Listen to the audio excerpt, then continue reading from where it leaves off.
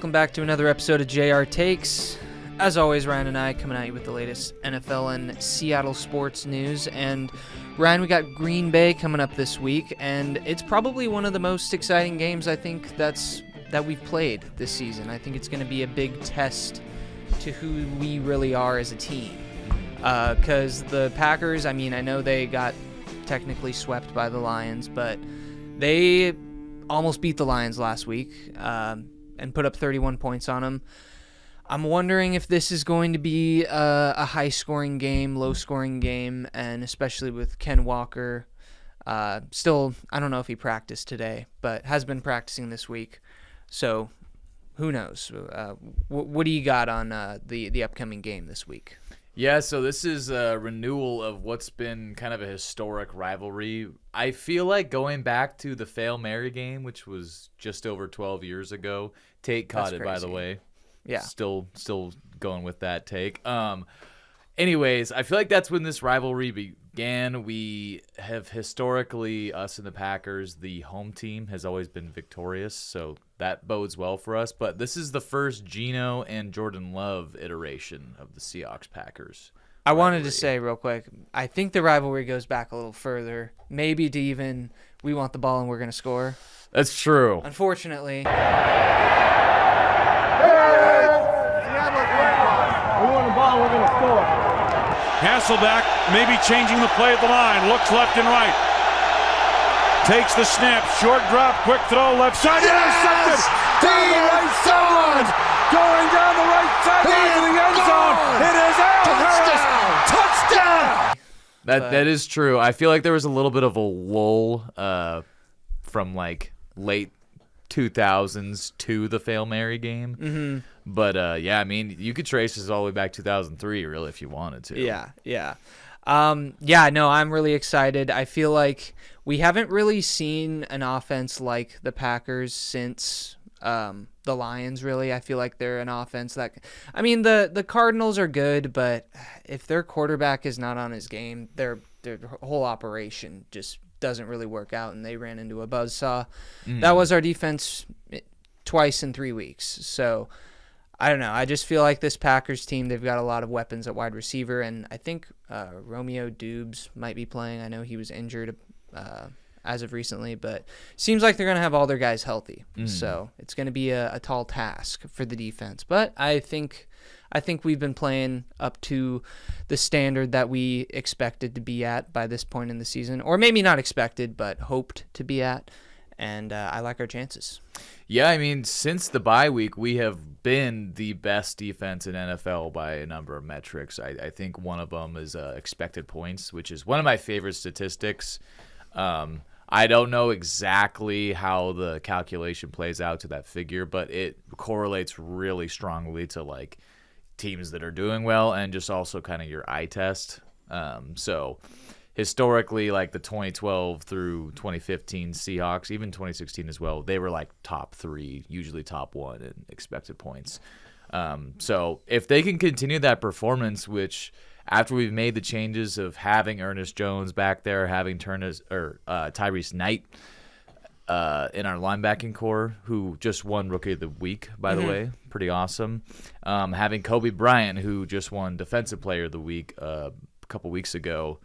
At safety, that's been a revelation for this defense. I think part of it is fundamentals and understanding McDonald's admittedly really complicated scheme. I don't know if you got that play I sent Colby a while back. Maybe we can pull that up at some point. But this defense is really complicated. It's really hard, and it's kind of not a surprise that it took about half the season for things to click, but they've been clicking, and they're going to need to continue to stay on that path to play with this Packers team because they just gave the Lions everything they had last week, and it came down to the wire. Dan Campbell really dropped his giant balls on the table with those 4th down calls, and I honestly kind of feel like he's lucky they worked. Well, I actually saw a video that it was Jared Goff that wanted to go for it at the end of the game. He was the one that said, I want to go for this, and Dan Campbell was like, okay, yeah, we'll do that. So I guess of a cool relationship that they have. It's like a Lamar, John Harbaugh, like puts his trust in his quarterback, and it's pretty cool. Yeah, it's weird to see like age 30 Jared Goff getting to make a call like that, because he was basically just, Sean McVay's point guard in that offense, but he's Dan's guy. Yeah, it's pretty crazy to see the revolution of his career once he left the Rams, and like it's almost like he's got to have some pretty insane mental toughness to be able to be like basically kicked to the curb to Detroit, who was a poverty franchise our entire life and decades before that. So it's kind of awesome seeing Jared Goff, like he's kind of a just completely new player in Detroit, and it's cool to see. It is. Back to the Seahawks game, I think the biggest factor in this matchup, because I think the defense is going to continue to play well, but the Packers are going to get theirs, when opportunities come up. Mm-hmm. I don't think we're going to hold them to less than like 20 points. I'm sure we're going to see a deep ball catch by Christian Watson at some point in the game. Or a drop. Just because he was such a frustrating fantasy player to have that I just root against him now. But yeah, I feel like someone like Jaden Reed is going to be a bigger problem for us. But I think what it comes down to is, how does our offensive line play against this Packers defense? Because the Packers defense has been pretty banged up this year, and they're good. They're not great. They're probably more talented than a team like the Cardinals we just played. But, I mean, if you put the Packers defensive roster against the Jets, who we just played a few weeks ago, I think almost everybody would say the Jets have more talent. Granted, it's not working this year.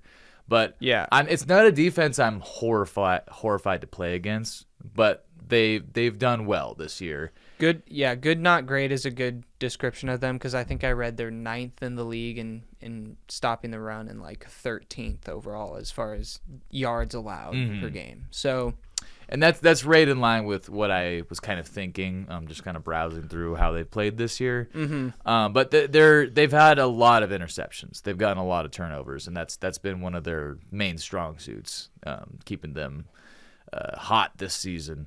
So if the offensive line plays well, like they did last week, we can run the ball, and Geno doesn't turn the ball over. All things that we've accomplished last 2 weeks, I believe. Well, maybe not so much running the ball against the Jets, but against the Cardinals, we did those 3 things. I think the Seahawks will pull away this one, but I think either way, we're looking at another classic primetime Packers-Seahawks game, and I'm super excited for it. Yeah, I think it'll depend on what the status of Ken Walker is going into the game, because Zach Charbonnet looked like a totally different running back last week. It was weird. Like, seeing him break that 50-yard run or whatever it was for a touchdown, he was like, the way he was moving, I was like, is this just a different guy wearing his jersey? Because, like, he looked like he had another gear last week. Yeah, I mean, we've had him for about a year and a half now. I've never seen him play like that. Yeah. And, I mean, he objectively had one of the best running back performances the Seahawks has ever had. I saw a stat that the only running backs for the Seahawks that had over 50 yards receiving and over 150 yards rushing and 2 touchdowns were him and Sean Alexander, which I was like, yeah. I mean, it kind of like makes sense. Yeah. But it was a fantastic performance. It's not likely that he'll be able to repeat that, insane clip that he just had last week, but he sure as hell has boosted my confidence that with this iteration of the O-line, with the Laumea being in there and Lucas being back and having a few games to get into the groove, Oluwatimi kind of finding his stride at the center position a little better.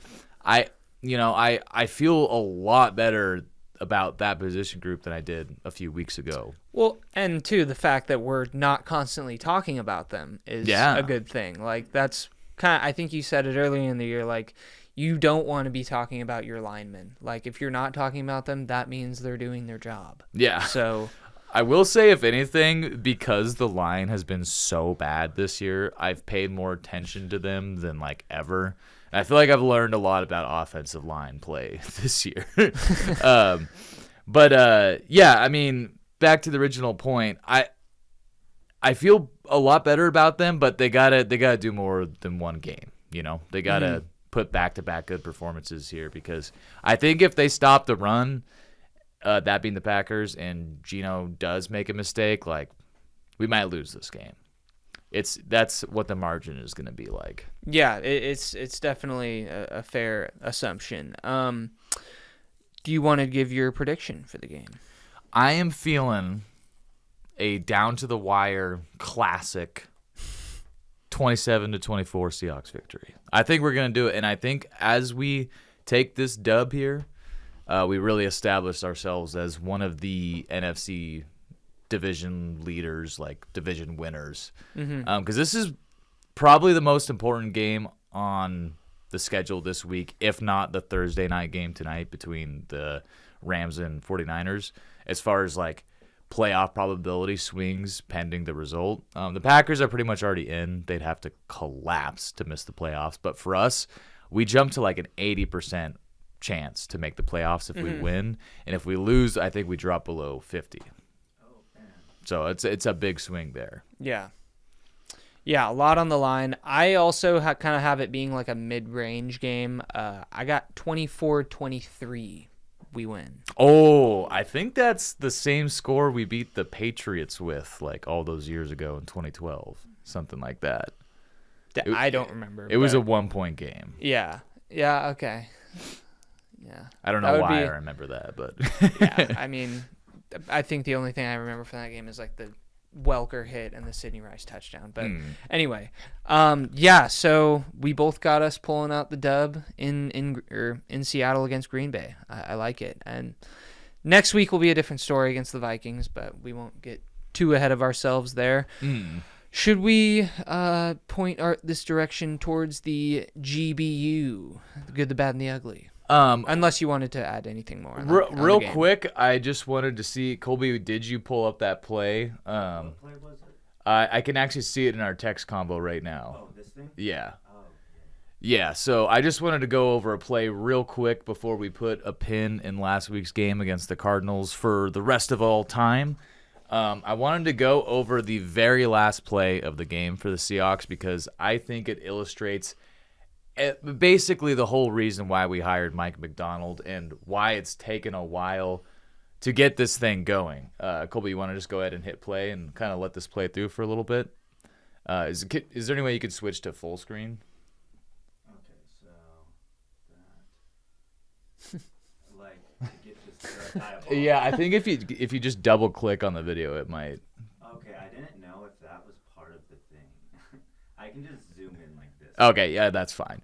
But you'll see here the late motion on defense is really, really confusing. Look at this. So you got the defensive lineman Leonard Williams shifting over right before the snap, and then he drops into coverage right into where Kyler Murray is looking to throw the ball here. That's Leonard Williams dropping back. Is that kind of what he did against Aaron Rodgers? I didn't even Yeah. That pick? that shift. Yeah, but this all happens, especially from, look at this view from quarterback's angle. You're about to take the snap, and then you got, boom, that shift there, and then that guy that just shifted over is dropping the completely different direction. By the time you realize what happened, you got two blitzers coming right at you, and then sack, game over, Seahawks win. That's fucking awesome. I love that our last two games have been just like stiff-armed by a blitz to end the game. Not just, oh, let's sit back and prevent or, soft zone and just not get beat. No, I don't want to play to not get beat. I want to play to fucking win. And that is what Mike Mack is doing. Love it. Anyways, let's move on to good, bad, and the ugly. All right. So you want me to go first this week? Yeah, do you sure. want to go? Okay, cool. So, yeah, kicking off my good, bad, or my good this week for the good, bad, and ugly, I got Sam Darnold and the Vikings. I've been kind of a little out on the Vikings, their stock. I was selling their stock, so to speak, over these past couple weeks with no real reason because they lost to the Rams, I think, a couple weeks ago, and since then they've been untouchable. I think they lost to the Lions earlier in the year than that. But Sam Darnold had 5 touchdowns and basically 350 yards passing. The dude is balling. And it's got me wondering, is he going to get a contract extension in Minnesota? It's really hard to say. It's going to be tough to say. With JJ being their first-round pick and everything, it's like... But, look at Brock Purdy and Trey Lance. Yeah, and I've even seen people throwing out the idea, should the Seahawks go for Sam Darnold? Now, I'm not in on those sweepstakes. Count me out. I don't think we need Sam Darnold. We have basically the same thing in Geno Smith. But the Vikings, they've looked really good, and if the Lions aren't careful, they could lose their division lead to this Vikings team. I think it's all going to come down. They play each other in a couple weeks, but we play the Vikings next week. I think that'll be a tougher game than the Packer game, just because of the defense that the Vikings puts out there every week with Brian Flores in charge of that crew. And then obviously they took down their former quarterback in Kirk Cousins, who looks just like he looks so washed. It's insane. I think I heard a next gen stat that Kirk Cousins threw the lowest mile per hour football in a dome like ever from any starting quarterback. Yeah. That stat is diabolical. That's just like someone just would like wanted to put you down. Like yeah, the fact that someone was paying attention enough to be like, so how weak is his arm right now? Yeah. That's like bowling and like you get the worst percent like mile per hour and you're just like yeah, and you get like 2 pins. Yeah, so I got the Vikings and Sam Darnold mainly just because I was not really sold on them, but he keeps balling out, and they look really good and kind of look like a big threat in the NFC that people are kind of forgetting about. They're kind of a dark horse this year. And then for my bad, I got the Bills losing to the Rams. The Bills are still a great team. I think they're still a Super Bowl contender, but just the amount of games they've played where Josh Allen puts on the cape, and I mean, he had 3 passing touchdowns, 3 rushing touchdowns, and they lost. Like, come on, your defense has to make some stops. And not to mention, the Rams winning just makes the NFC West race that much tighter. We really needed the Bills to win that game, but alas, here we are. So hopefully, I'm hoping the Bills will finally be able to win one of those games, or maybe just not play another one of those games for the rest of the year, and play ugly but defensive football like the Chiefs do, and not beat themselves. And then for ugly, don't really have too much to say. I got the Jaguars playing the Tennessee Titans. Who the fuck watched that game? Like, who gives 2 shits about? I think I could be wrong, but I'm pretty sure Chris came over last week and was like, the score of the Jags Titans game, and I was almost insulted. He asked me that because I was like, because I think he has like Will Levis or something, and I was like, Chris, we are not watching that game, like, not even like the highlights. And of course it was 10-6 was the final score. So I think that is the least hype matchup in the NFL, and it happens twice every year. And it happens. The situation they were in has happened like it happens at least every other year, where those 2 teams are the worst teams battling each other for the number 1 or top 5 pick, whatever circumstance they're in. And so the Jaguars and Titans, like, we just, like, no one is gonna watch that. They both are the ugly for the win. That's really good. They were honestly so ugly, I didn't make them my ugly. Well, I was real quick. I was just going down the scores from last week, and I saw them, and I was like, "Oh, you guys are cooked." Yeah, you're toast. So I got some pretty similar picks this week for the good. I got Mr. Unlimited because it's not. I mean, it's not a one-off thing at this point. This guy Russ is playing like good old-fashioned Mr. Unlimited from the Seattle days, and he's even doing things like hitting some guys over the middle of the field that he hasn't done in years. He's still probably the best deep ball thrower in the league. He has found that magic again, and it's just, I'm having a lot of fun watching it. We've talked about it in the last few pods, but I was like, it deserves to be the good at some point, so I'm going to throw it in there while it's happening. Well, and he got a dub without George Pickens on the field, who has been his bread and butter throwing the deep ball too. So, and people never talk about this with Russ, but he has thrown to a bunch of just guys a lot of his career. I'm not saying anything about DK or Tyler Lockett or Doug Baldwin, But outside of those three guys, it's been a lot. I mean, like, you remember when Jacob Hollister was like his weapon in 2019? Like, yeah. He makes things happen no matter who's out there, besides when he's playing for the Broncos. The bad, I have the same thing. The Bills scoring 42 points, having Josh Allen play one of the best games ever from a quarterback, and fucking losing is so pathetic and infuriating as a Seahawks fan that we just need you to, not play the worst defense ever, and we basically wrap up the division more or less. Mm-hmm. And you get fucking beat. Sean McDermott accepting a holding penalty when they have the Rams stopped on third down to make it 4th and 5. What the fuck are you doing, dude? Calling a timeout after you sneak it on the 1-yard line and don't get it. Just run the same play again. You save the timeout so you have a chance to get the ball back. Like, the game management from Sean McDermott in this game, like, maybe he's got to watch the 9/11 tape again or something to get his act together again like he did last year, because he lost that game for this team. And it's so frustrating because we fucking needed that. So I'm going to have a hard time rooting for the Bills the rest of the year because I'm so disgusted with them. That's fair. For doing that. And then, you already talked about it, but the ugly this week is Kirk Cousins. He has 0 touchdowns to 8 interceptions in his last 4 games. Yeah, and maybe one of them is the slowest throw in a dome ever or something here, because I noticed it, like, I think not even when we played the Falcons earlier this year, but when they were in a primetime game against the Bucs or something, and he had a good game, but I was just like, damn, Kirk really can't zip it anymore. Maybe it was against the Eagles when they beat the Eagles. It might have been, yeah. Look at this throw. It's that throw. That's the throw. Did he get hit? No. No, dude, look, you can tell it's just so slow because that guy jumps it so fast. Oh my God. Yeah. That's like, I bet someone did wow. watch that and they were like, that was slow. And then they were like, I don't know. Yeah, I think Kenna can throw a football harder than what he just did.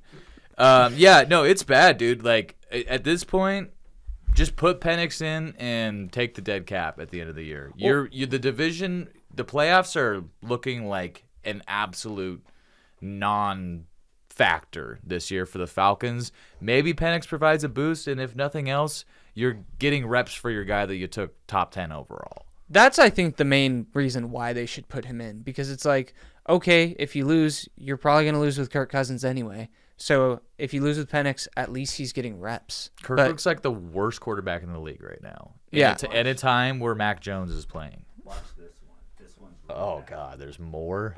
Wait. Oh, my Lord. Not Well, a chance. and that it was funny, that interception he threw against Minnesota, the first one, when he threw it, I was like, it like tricked my brain for a second, because I was like, oh yeah, he's not on the Vikings anymore. That was bad. and like, yeah, it just all happened so fast. I was like, what? He threw it to the purple guy. That's fine. And then, oh wait, no, it's not. He's not on their team anymore. Yeah, it's unfortunate that Kirk's Achilles injury looks like it's gonna, be sayonara on his career, but it is what it is at this point. This is the NFL. Things move fast, and you got to adjust fast. Or like, if I'm Atlanta's coach, Raheem Morris, I think you got to make this move, and he hasn't done it yet. But you're gonna lose your job if you don't make that move, in my opinion. Well, yeah, I agree, but I think the circumstance is special or an outlier because the owner is the one who like wanted to give Kirk all that money. Oh, so, that's right. So it's like, it's almost like I feel like Raheem Morris has like job safety because he's starting the guy that the owner wanted in the first place. But it must be rough being a fan of a team with a bad owner, like the Jets or this guy for doing that. Or the Panthers or something. Yeah. But while you're on the topic, I actually had an honorable mention this week for bad and ugly, and that is the Panthers wide receiving core ruining 3 Bryce Young comebacks in a row. Like, it's just gross. Yeah. It's sad. He's played some of the best quarterback in the league the last 3 games. Objective. If you've watched the games, he has looked like one of the best quarterbacks in the league, which is wild for how the year started. But his team has failed him 3 weeks in a row, and it's mostly the receivers. Like, Leggett not catching that pass against the Eagles, dude. Like, that's the game right there. They should have beat the Eagles.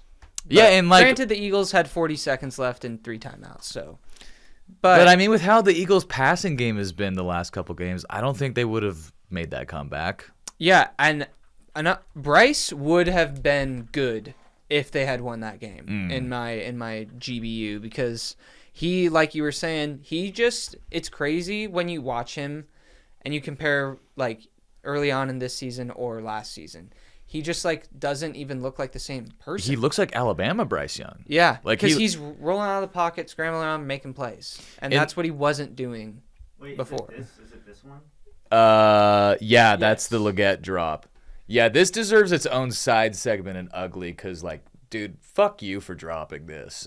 Like, just as an NFL fan, this hurts to watch. Yeah, he never got control of it. Yeah, and Bryce put it in between 2 defenders. It was like a perfect throw. And he was dealing that whole drive. The throw he made from the end zone. The Eagles have a really good defense. Yeah, like that's like what, 3 defenses in a row he's played well against: Chiefs, Tampa, now the Eagles. Mm-hmm. Yeah, he could have beaten all 3 of them too. Yeah, like, it's kind of scary. I mean, like, you look at the Panthers right now and they're like, oh, they're the Panthers, but like, I don't know, man. Give Bryce some weapons, and we could be talking about them in a couple years. I would like it, because I'm just sick of. I feel like since Cam Newton's good years, they have just been a annoying to bad team every year, and I'm fine with them being good with Bryce Young. I like him. Yeah.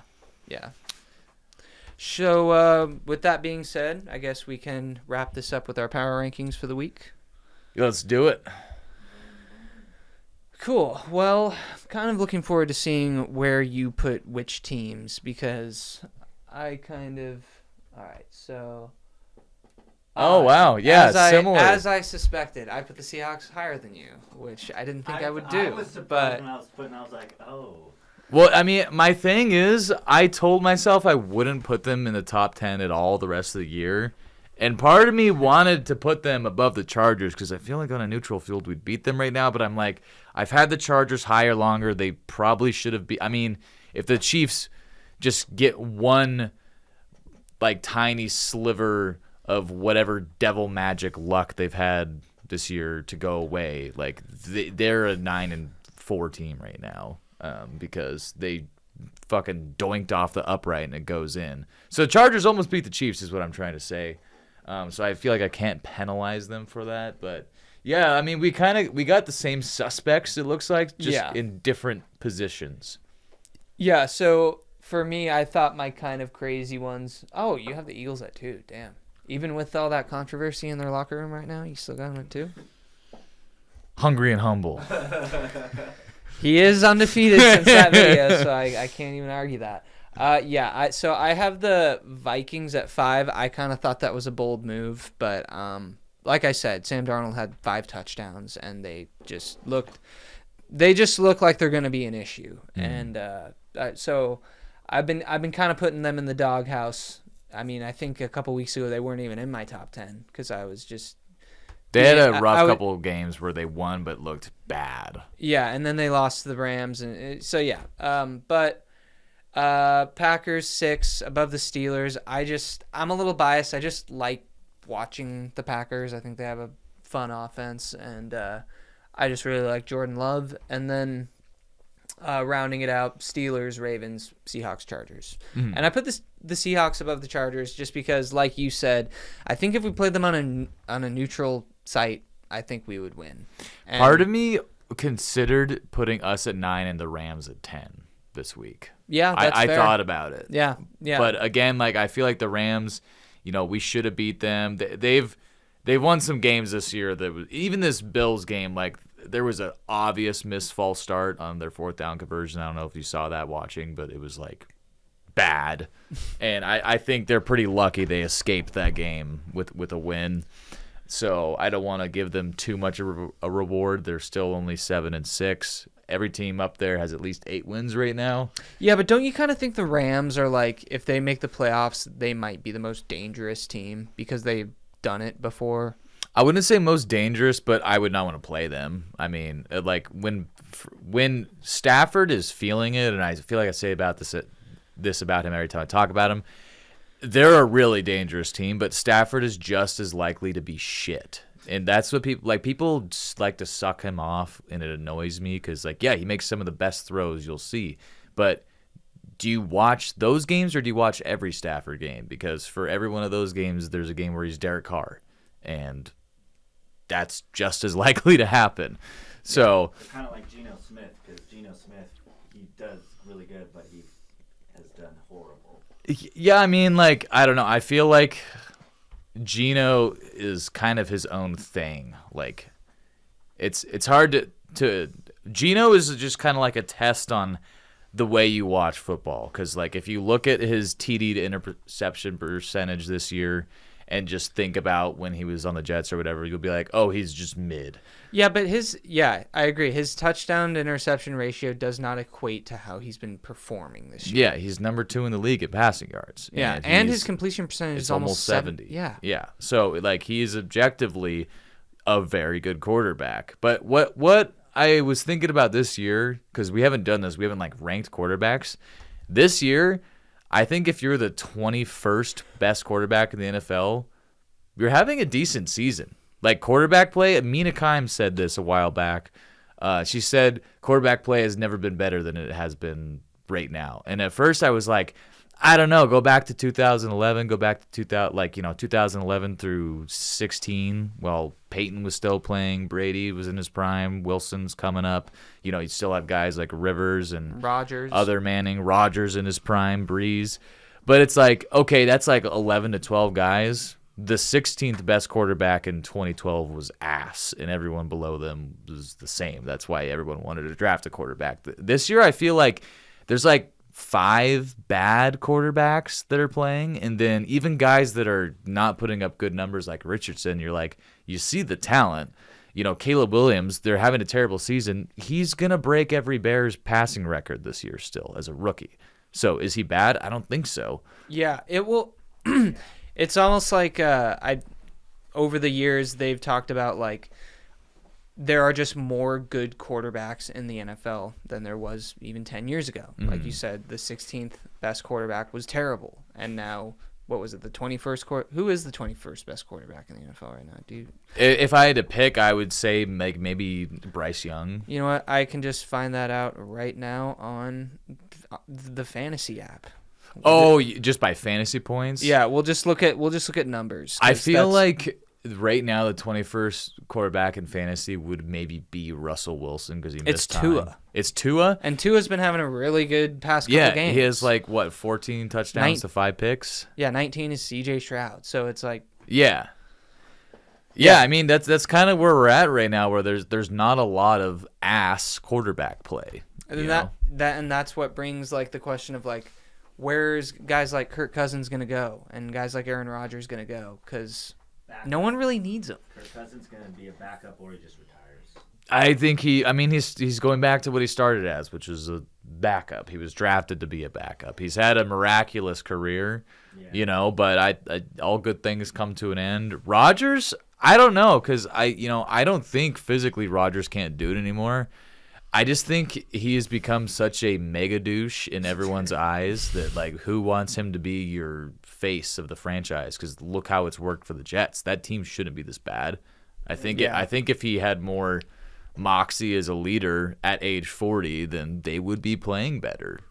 And is that an unfair criticism? Maybe. But I'm still going to make it because I can. It's better to be, like, Russell Wilson's whole thing was just like, oh, this guy's a cringy, like, but he's still lovable. Well, and I feel like he's still a good man. Russ has cranked down his personal cringe meter substantially since being with. I think he went through a lot of. Yeah, and I think he's got some PR people, and I think he also is just he's a human and did some self-reflection. I think he was humbled, and I think he went to a dark place when he was in Denver. I think so too. I started to like get sad watching him in interviews because he was trying to be his character.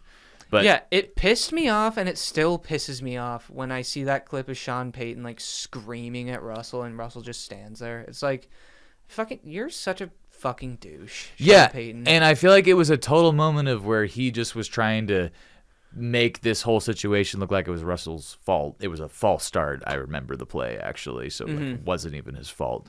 But things were going south in Denver, and he wanted a scapegoat, so he was like, I'm gonna just be a dickhead to Russ. Never felt like that pairing was going to work out well personality-wise, but it's worked out great with Tomlin. Which is hilarious. Did you see that clip of Mike Tomlin like 2 weeks ago? One of the linemen for the Steelers was like, they were walking back to the locker room, and Tomlin pulls off a microphone. He was like, whoa, you were mic'd up? And Mike Tomlin was just like, shut the hell up.